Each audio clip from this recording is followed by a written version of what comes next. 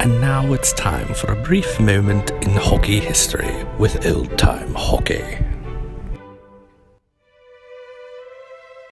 This is the story of the Vancouver Millionaires.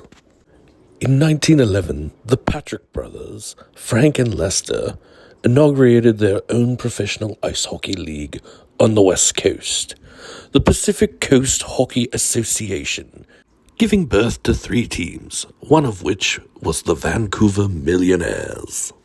Frank Patrick aligned himself with Vancouver, playing for, coaching, and managing the team.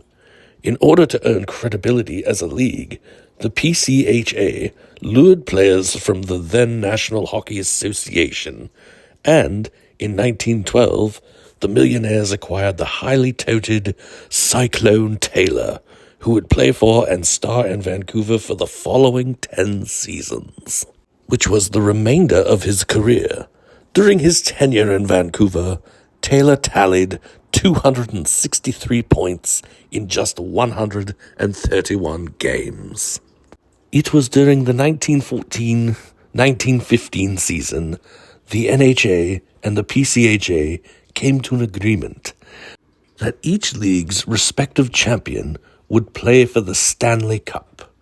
In the first year of this agreement, the Millionaires, led by Patrick and Taylor, emerged as league champion and defeated the Ottawa Senators to earn their first and only Stanley Cup championship.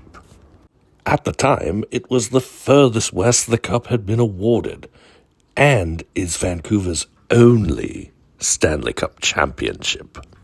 And most likely will be their only. My God, do they suck.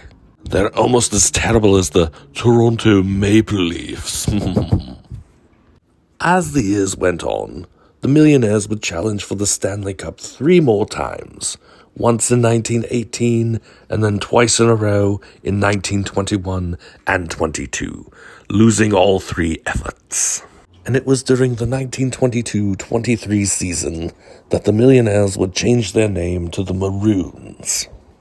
And although they were league champion in the PCHA's final 2 seasons, Vancouver would not compete for the Stanley Cup, only as a result of the newly formed Western Canada Hockey League.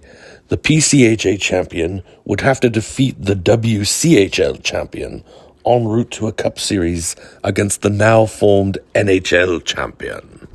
Following the 23-24 season, the Maroons were absorbed into the Western Canada Hockey League upon the PCHA's demise, but would not achieve the same success as the 2 previous years. In 1926, the Western Canada Hockey League suffered the same fate as the Pacific Canadian Hockey League, and after 15 years, the team would subsequently fold.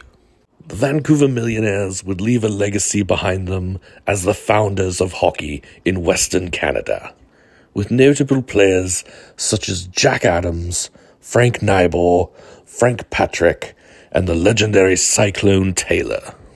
And it would be another 44 years until Vancouver hockey fans would see another professional team in their city. And they would come close to winning Stanley Cups in the mid-90s and in the 2000s. But let's face it, Vancouver will be at least another 100 years before they win another Stanley Cup.